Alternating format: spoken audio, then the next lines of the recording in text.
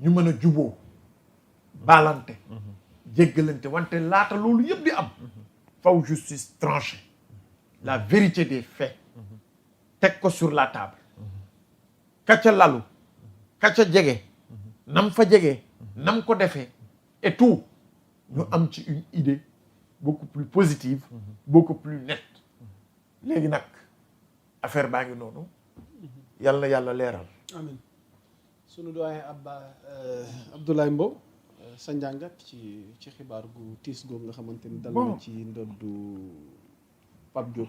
bon ñaanal ko yàlla parce que tamit bakkan bu ñoom dundu ala kulli haal baañam de dañu ñaan yàlla mu yéex rek te mu fekk ñu si yoonu lislaam amiin yaa rabbi rek li daal njabootam ñu ngi leen di masawu di ko jaale bu baax a baax di wax ni événement yi am si jamonoom andi na fi woon coow boobu tamit xamuñu lan moo nekk si biir mais daal ñu ngi koy ñaanal borom bi xare ko àjjana bi jaay seli wu jot ak mboolem jullit bu mu fay fekk macha allah alors grand Abbas balaa ñu yëkkati jotaay waxtaan wi damay ñëw ci les buzz du net alors sànq ñu ngi ci doon wax ci mbirum candidature Ousmane Sonko et là nous avons une information émanant de Pape Made Ndour waaw nee na Sonko sera candidat en 2029 nee na incha allah en 2029 Prost sera candidat moo ko wax te lu mu ma wax gëm naa ko Sonko sera candidat en 2029 il l'a dit et je crois en tout ce qu'il dit a déclaré Pape Made Ndour donc Pape Made Ndour ñuy fàttali ni moom nekkoon na fii chef de cabinet président de la République bu Diomaye kàddu yooyu mu yëkkati jëwriñ Ndiassé yow sa njàngat parce que depuis un certain temps xam nga yaa ngi wax ni àgguguñ ca 2029 mais débat bi judd na ñooñu ko forcé heure bi moom jàngatee kàddu Pape Made Ndour non Pape Made Ndour li mu wax nii mooy géej am na ndox nga ni ay géej am na ndox Sonko sera candidat ba kenn taxaw sunu kanam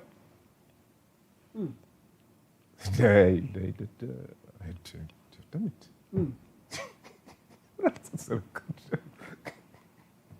loolu dara mënu ko dara ko non fi mu toll nii peuple bi li ñu xiif ci Sonko mbir yi demee lu xew dara xewul crise au sommet de l'État waaye ban crise Diomaye mën nañ ko gunge mu lim ambition yu mu am yëpp mën nañ ko gunge ba mu réussir ko sans problème am mais 2029 ngir yàlla na xaar loolu mooy wax ji quoi peuple bi loolu la ñu wax quoi peuple bi loolu la ñu wax beneen musique boo fi musique kenn du ko fecc contre temps lay waaw non tamit nañ jàppale ñu li ñu war a def programme bi ñu am ci 5 ans yi nii nañu ko réussir quoi mais bon ay Sonko sera candidat moom Sëñ Abbas loo ciy dolli yal na yàlla def li gën amiin yal na yàlla def li gën yal na yàlla def li gën ci Sénégal amiin li tax ma ñaan ko mooy àggaguñu ci 2029 ñu dugal ñu ci débat bi ñu ngi 2025 léegi ñu dugg 2026 débat boobu dafa nar a continuer encore 3 ans 4 ans sunu kanam Sonko sera candidat bu ko Pape Made waxee ñu nangul ko ko comme noonu ko ki nga xam ne mooy Fadilou Keita waxee parce que gis nga bouillonnement politique fourneau bu tëw a boy la fu na leen koy uppee xam nga tey jii ku nekk ngi indi mais ne lépp am ci dal ma bëgg même buy nekk candidat ah na nekk dans la concertation dans le dialogue entre Ousmane Sonko ak le président Bassirou Diomaye Diakhar Faye xam nga jëwriñ politique musuloo gis mu ëmb juróom ñeenti weer léeg-léeg bu wasin sax da du ëmb ah léeg-léeg mu wasin sax te du ëmb. très bien hein mais l'un dans l'autre yaakaar naa ni que ni le respect des engagements de chacun est primordial ci fa ñu jëm parce que nag Diomaye dafa ni ba ñu toogee kaso dañu waxtaan ba mu laaj ma ni kon man du ma sa xarit mu ni ko déedéet mu ni ko kon nañu sele suñu xaritu tey kon waxtaan am na ci seen diggante lan lañu waxtaan nag nan lañ ko waxtaanee ba agsi fii tey fa ñu jëm ko dàq dama leen cette dualité doit être préservée man loolu mooy sama conviction moom lañ bëgg de. maintenant la candidature de Ousmane Sonko ou bien la candidature du président Bassirou Diomaye Diakhar Faye pour un deuxième mandat ñoom buñ ci waxtaanee dinañ ci jubóo foofu laa mën a yem tëjee nii ay xeexu mag bugguma ci addu ba di ci xuus parce que bugguma ko ci loolu nga baal Bon, il n'y a même pas de débat à poser. La candidature de Sonko pour 2021 ne souffre d'aucun doute, normalement. Rabat d'arrêt boobu ñu suscité. léegi gàllankoor candidature am na si bi da ko faase ba pare. kon boog li ëpp solo mooy. amul lu ko mën a tere doon candidat su boobaa te jàpp naa ne juriste yu bari am na loo xam ne leeral nañ ko. donc pour man daal du débat boo xam ne sax jamono ji dañ koy posé ak wax. si li nga xam ne mooy soxal rabat d'arrêt boobu. yàqu sax dëgg-dëgg. ok alors Ismaïla may ma benn image bi marqué tey réew mi voilà. donc Abbas. sa décryptage ci image yu njiitum réew mi. dañuy bëgg a jeexalee moom ak les buzz de la toile quoi. donc mu mel ni tey njiitum réew mi am na acte bu mu posé. ànd ko takk deri ci randonnée pédestre. mu mel ni yooyu tamit dafay am solo. ci wér-gu-yaram dafay am solo ci dundinu réew. yaa Moussa boo xoolee image bi li ma njëkk a marqué. c'est la discipline militaire. xoolal mbooloo ma fa daje. yar gi ñu àndal. cet ga fa am. nañu civilisé. est-ce que Sénégal waruñoo indi service militaire obligatoire. pour yenn ndaw yi ñu yar leen. def ci ñoom ay valeur def ci ñoom ay fondamentaux yoo xamante ni mais yow dellul ci image bi sama image amul solo dellul ci image bi nga joxaat ñu yeneen valeur de plan xool leen rek tout était en ordre tout ba ci wëy bi ba nañu génnee ba nañu delloo dégguloo fa xiiroo dégguloo ci ñëwti dégguloo ci ŋaayoo xoolal rek bu doon civilier ko organiser nga jéppi sa bopp li may wax nii moo fi ama bu doon civilier buggoon organiser benn marche léegi nga gis fi ay pancarte léegi nga gis fi ay façon bu ne mais xoolal nu ñu àndee ak discipline respecter hiérarchie kilifteef jiital ñay seen kilifa ñett ñii nekk nii ci kanam kenn ki c'est le chef suprême des armées ki nekk ci à gauche c'est le général Diop ministre des forces armées keneen ki c'est le général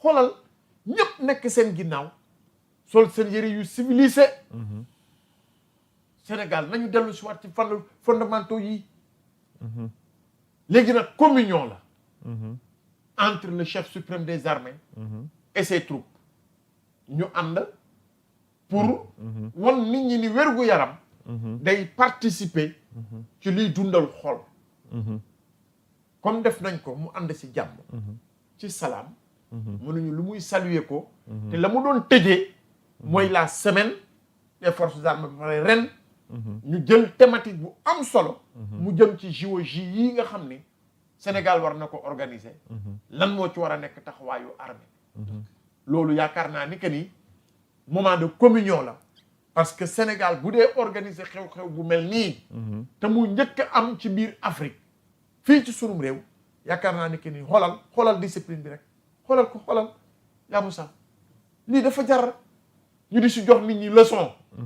moo tax projet wu INAC yi ñuy def ci diggante armée nation ñu war ko gën a mën a renforcer dans toutes les régions xale yi bu ñu demee ci INAC yi dinañ fa am une formation de qualité dinañ leen former ci ay valeurs dinañ leen éduquer ci civisme ci citoyenneté te loolu yaakaar naa ne que ni ci luy tabax réew la ci luy defar réew la ci luy suqali askan la te Sénégal soxla nañ ko. macha allah jëwriñ Ndiasse loo ci dolli. waaw doxantu bi pour wér-gu-yaram la woon ah. waaw randonnée pédestre. randonnée pédestre. loolu la muy firi ci wolof. ndaje doxantu. waaye ngir li muy impact ci wér-gu-yaram nit ki ndax marché bi. mooy doxantu yoon randonnée ab doxantu gis nga ni ñu noonu donc armée bi dañ doon terminer. ñu ko jëwriñ Abbas waxee seen semaine forces armées xam nga semaine bi armée ayow.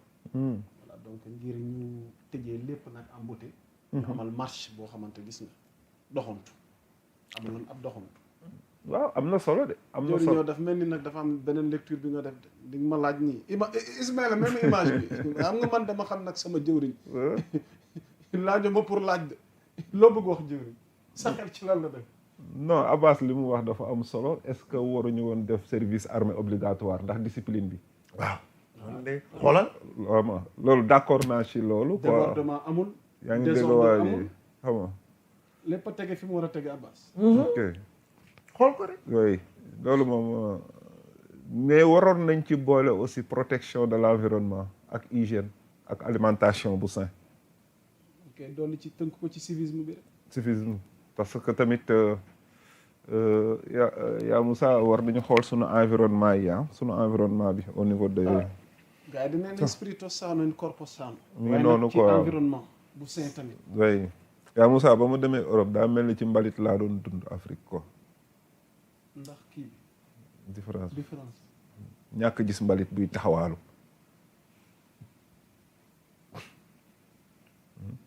Sénégal dañuy produire ci mbalit dafa bëri trop. ramassage yi c'est pas ponctuel sunu marché yi c'est du n'importe quoi. donc war nañu mën a sunu marché traditionnel yi war nañ ko mën a tas def ko des centres commerciaux quoi. particulièrement marché Tilène. ak marché Castor. te pourtant marché Castor ay jamono marché de luxe la woon tu te rappelles. waaw léegi de moom. léegi c'est du n'importe quoi man marché Castor rek laa gis ñuy jaay ba 1h du matin minuit. non ba bër set sax presque. ba bër set. te boo xoolee 80% étrangers yi ñoo ko nekk minuit waaw ci la ñuy indi marchandise yi soo ko dugg. waaye foofu laa dëkk. man xam nga fa laa mës naa fa liggéey. ci koñu marché Castor bi. ndeysaan. mais Abbas. dama dem Bari le sud de l'Italie. dama fa dundoon quoi. mais avant dëkk bi Grand Mbow ñuy am marché dañ daan jël benn via benn avenue 5h du matin. ñiy jaay si ci la ñuy ñëw ak seen camion. teg monter seen stand.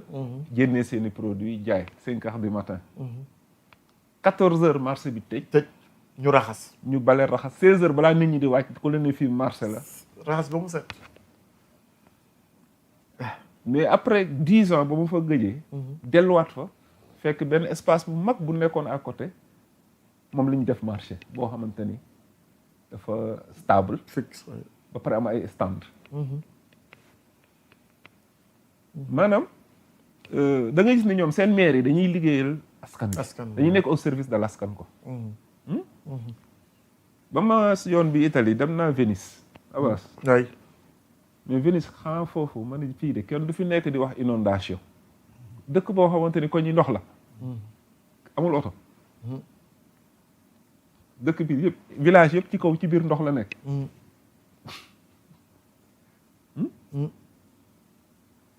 Abbas il faut que sunu autorités yi jàppale peuple bi quoi. absolument. si. tu as parfaitement raison. yaa Moussa sunu qualité de vie. comprendre Dakar c'est pas vivable là. Dakar c'est pas vivable. kéemaan la wallahi.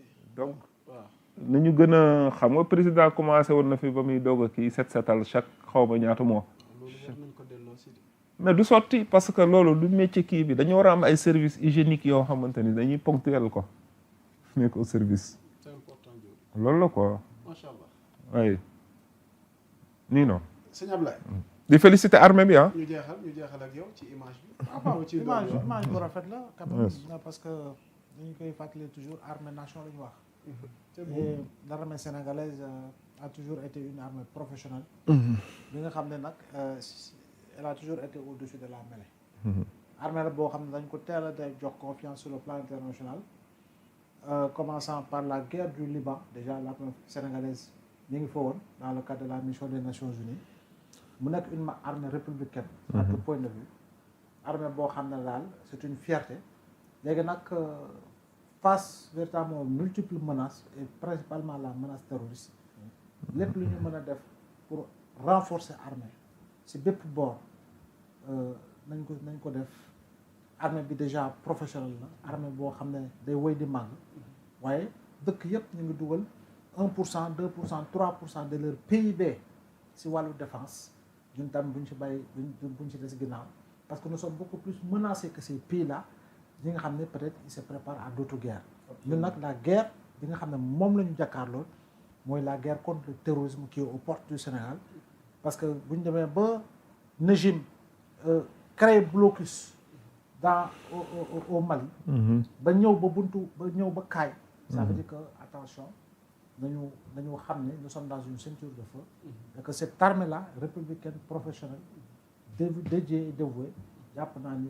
lu bari moo ñu koy fànkal boobu la kon ñaanal leen ba pare ressources yi moom saa su ne nay yokk sur le plan technologique sur le plan des hommes sur le plan de tout parce que tamit soxla nañ ko. jërëjëf alors ci kàddu Abdoulaye moom yooyu dañuy yëkkatee jotaay waxtaan wi di baaluwaat ak ñi nga xamante nii bàyyi woon nañ seen yitte toog di ñu teewlu ci jotaay Bonsoir Sénégal gi mbégte la woon tey ndax sunu jëwriñ il est de retour parmi nous jëwriñ Diassé namoon nañ ko lool soxna Lalla ñu ngi ko séntu incha allah dimanche prochain mu ànd ak ñun rek daal ñuy dolli ci émission bi rawat